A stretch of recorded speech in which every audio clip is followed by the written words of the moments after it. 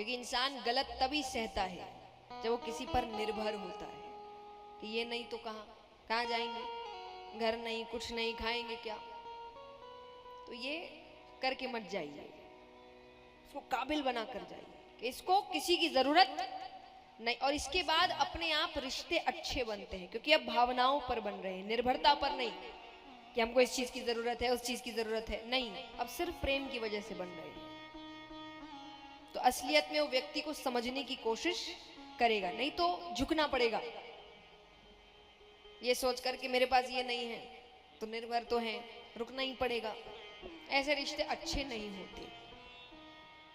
तो बच्चों को काबिल बनाइए, शिक्षित करिए।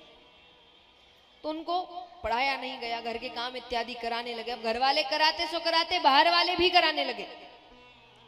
अब बाहर वाले करे, भरत जरा ये काम कर देना, भरत जरा ये सफाई कर देना, भरत जरा ये कपड़े उठा देना, भरत जरा काम कर देना, बच्चे को संभाल लेना, वो सब कर देते।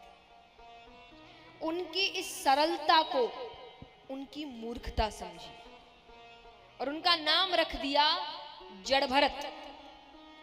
जड़ माने मूर्ख।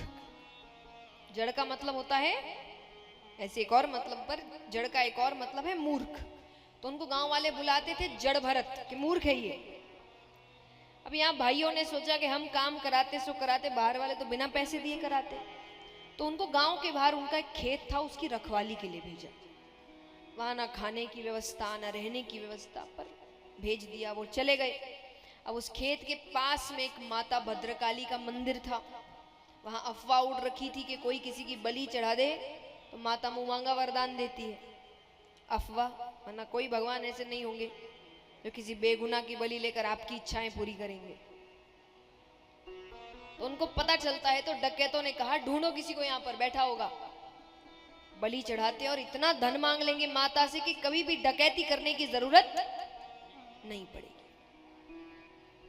ढूंढा तो एक ही मिलता है, भरत जी को उठाकर लेकर आए। अब उनको तो पहले खाना दिया गया। अच्छा, भूख इतनी लग रही कि दोनों हाथों से खाने लगे। जब तृप्त हो गए तब उन्होंने कहा कि आज कोई उत्सव है क्या?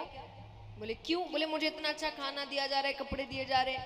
बोले नहीं, आज तुम्हारी बलि चढ़ाई जाएगी।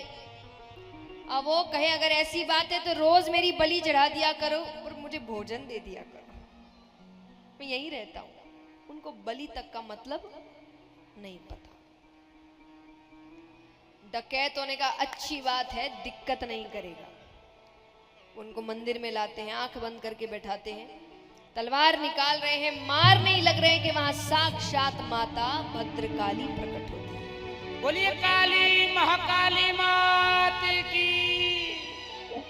उनकी रक्षा करती है, उन डकैतों का उद्धार करती है, उनके मस्तक पर हाथ रखती है और मां सरस्वती उनके मस्तक पर प्रवेश करती है।